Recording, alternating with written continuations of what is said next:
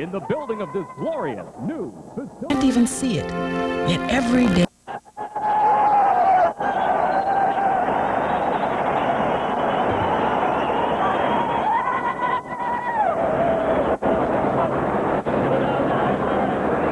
At this time, we direct your attention to the area behind the pitcher's mound for the presentation of America's colors. Presenting the colors is the 127th Wing Honor Guard from Selfridge Air National Guard Base, under the command of Brigadier General Thomas G. Cutler.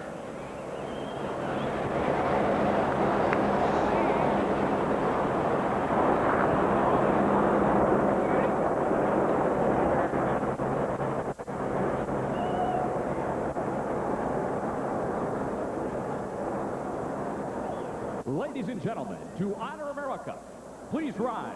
Gentlemen, please remove your caps and join Detroit's own five-time Grammy Award-winning group, the Winans, as they honor America with the singing of our national anthem.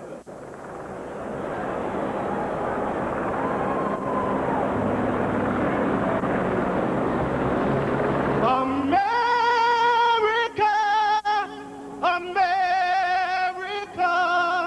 God shed his grace on thee, and crown thy good with brotherhood from sea to shining.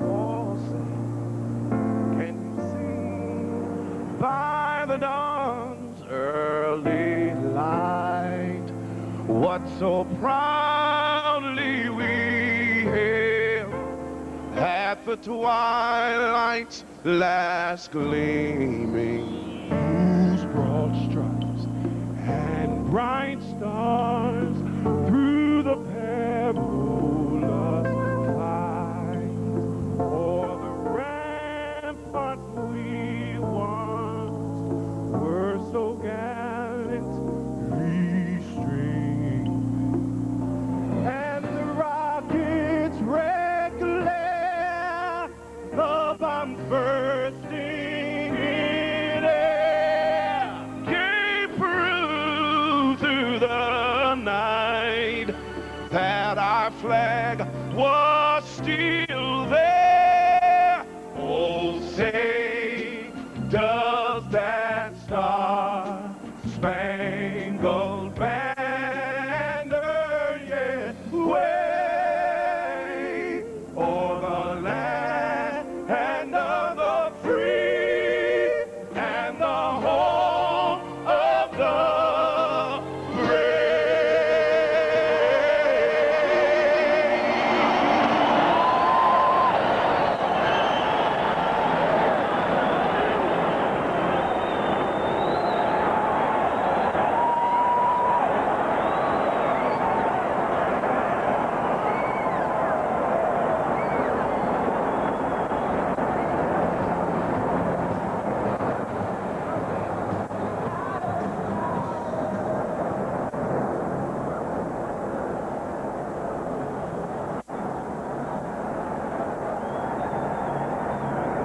The liquid fireworks celebrating the closing of the opening ceremonies here at Comerica Park.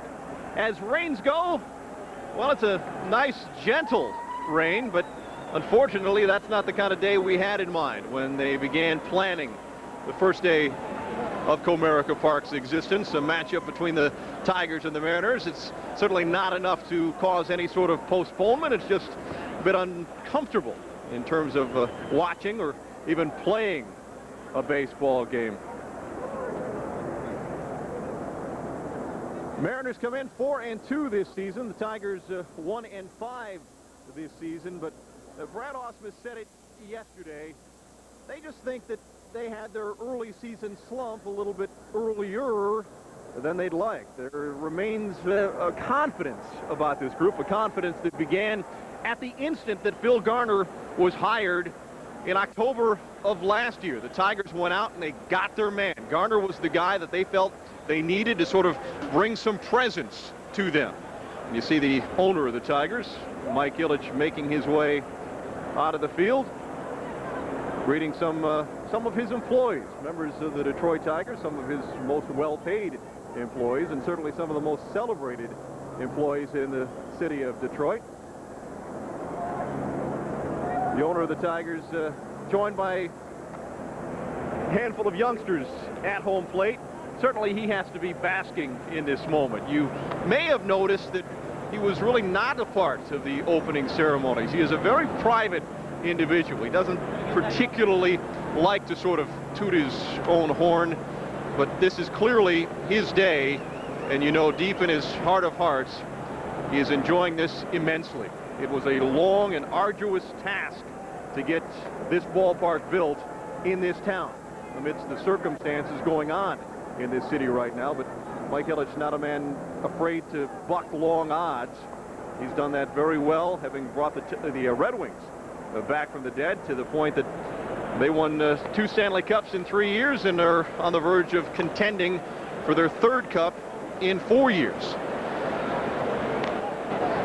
Perhaps preparing to make some remarks to the gathered throng, and there aren't any empty seats to be had. By the time the opening ceremonies were about halfway complete, all of the seats here at Comerica Park. Now, to the owner of the Tigers, Mike Ilitch.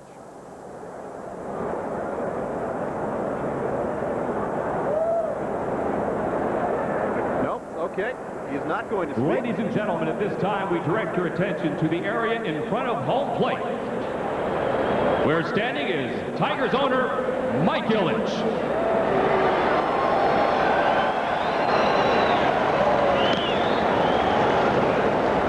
This is for the Detroit fans, all the suburban fans, the state of Michigan.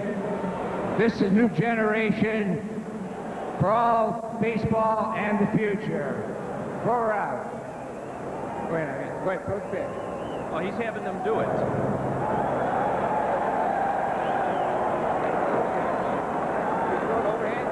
That's good.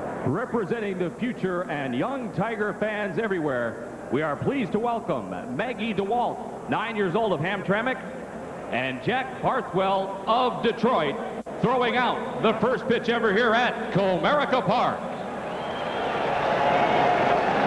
The baseball used for this ceremonial first pitch is the same ball that we used for the ceremonial last pitch during the closing ceremonies at Tiger Stadium.